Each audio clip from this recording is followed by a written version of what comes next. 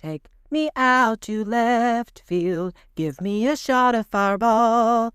Give me some high fives from Mark Pena and a hug from Jeff Cross as we stand on top of the tables. Hearing the horns, that's a blast. For it's 1, 2, 3 shots from the cannon with the ladies of left field.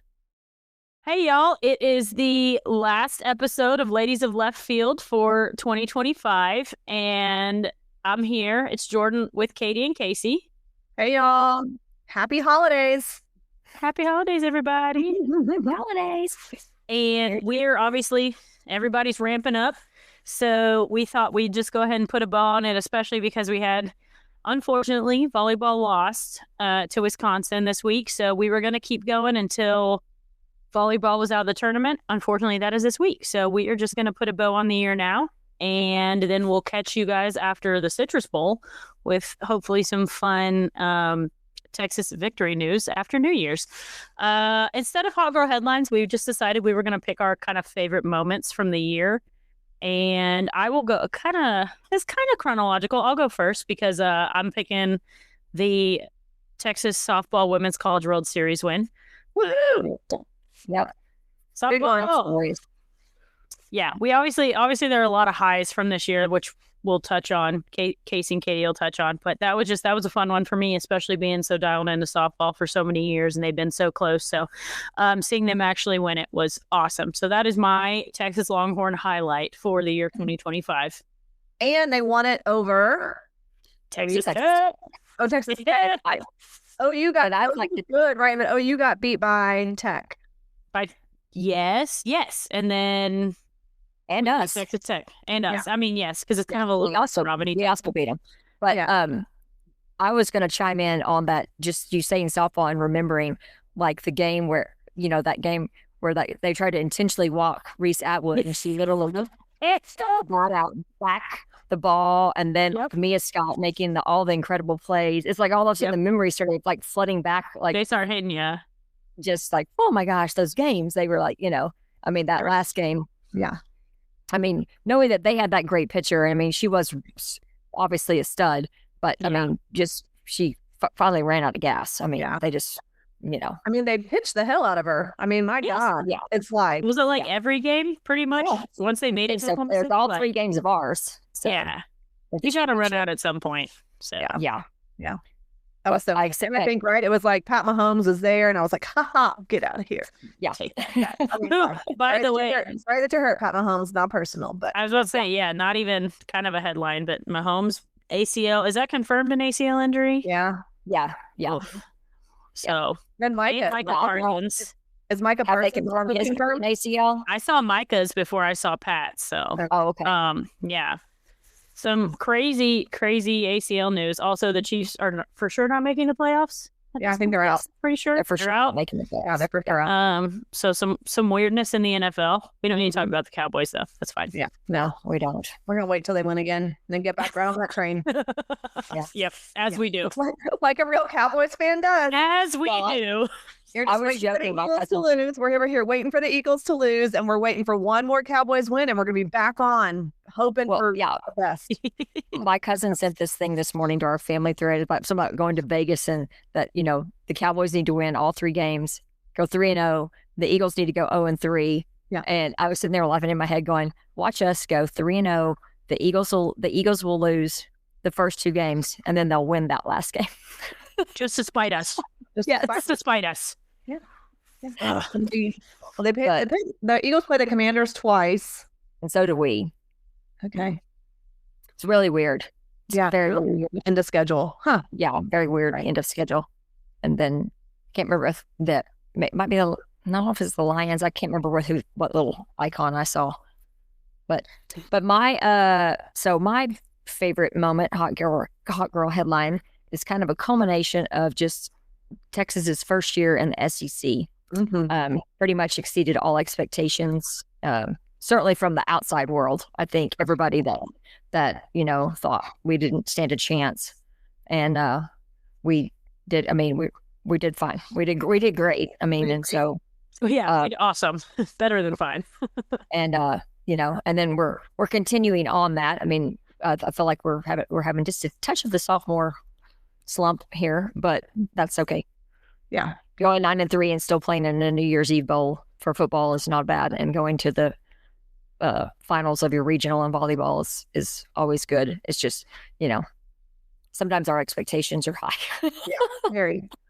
I mean, we did have a league best 8 SEC titles across the 24-25 athletics year. That's phenomenal. A league best. Yeah. And like you said, we did get 2 NCAA championships. Yep. We had 13 top 10 NCAA finishes. So it was a banner year. Hold it. It was. Yeah. And yours, Katie? Yeah. And I was just to kind of like, jump onto that. I mean, some of our football wins were quite amazing. We, again, like the Cowboys fan and Longhorns fan that we are, we're not going to dwell on the losses, but we did beat some really good teams this year. And some rival teams. And so, we went into Dallas and we beat OU, which was fun. And then we came back right before Thanksgiving and beat the Texas A&M Aggies that were like number 3 in the country at the time, knocked them out of the SEC title. So some of those big wins we really loved. So those are big. Also, as of right now, Arch Manning says he is confirmed for returning instead of entering the draft. So I hope that is real and that stays. But I think that is. Yeah. I feel very confident in that. Yeah. So we'll have Arch back. And I think, let's see how he can continue to grow and grow this team. But yeah, so some of those big football wins. We also beat Vandy, who came in and was ranked. So we had a couple of losses that were hard, but at the same time, we had a couple of really big, fun wins. I'll say the atmosphere at DKR this year was the best, I think, probably ever.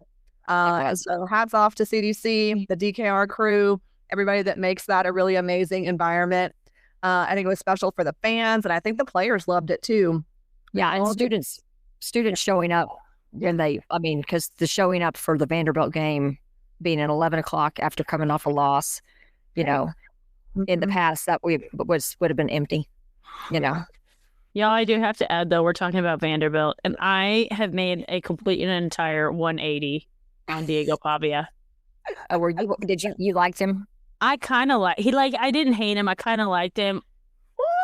The stuff that has come out over the last week, no, he's a full 180. Well, isn't his idol Johnny Manziel? I mean, so they're right here. Oh, I didn't know that. Is like flag part of the problem. That lines up. Yeah. Or our boy Fernando was just beautiful.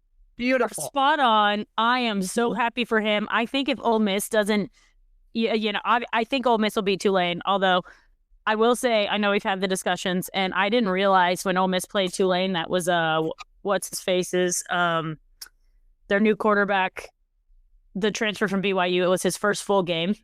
So that may be a more competitive game than we think. I still think Ole Miss is going to run away with it. But I am now firmly a Hoosier fan if Ole Miss does not. It's Ole Miss and then Indiana. Yeah.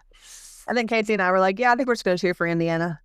Yeah. Well, and after that kid, after he gave his Heisman speech, I was like, man, this kid's lovely. And I saw people who were tweeting, they were like, can he do every Heisman speech no matter if he wins or not? Can he just get such a nice boy? Yeah. And I just think when he spoke in Spanish to his grandparents, it was like, okay, look at you. We were questioning your Hispanic descent in our last podcast. Is that the wrong? Oops. Yes, he heard that, and he was like, "Listen here, bitches." Yep. And y'all see his mom is in a wheelchair. She has multiple sclerosis or cystic fibrosis. One of the two. Oh, daddy. Yeah. And so I don't know, I maybe did a little bit of a deep dive on this guy on the internet, and I was like, oh wow, he's lots of good things about him, and so that was interesting. Yeah. I was happy.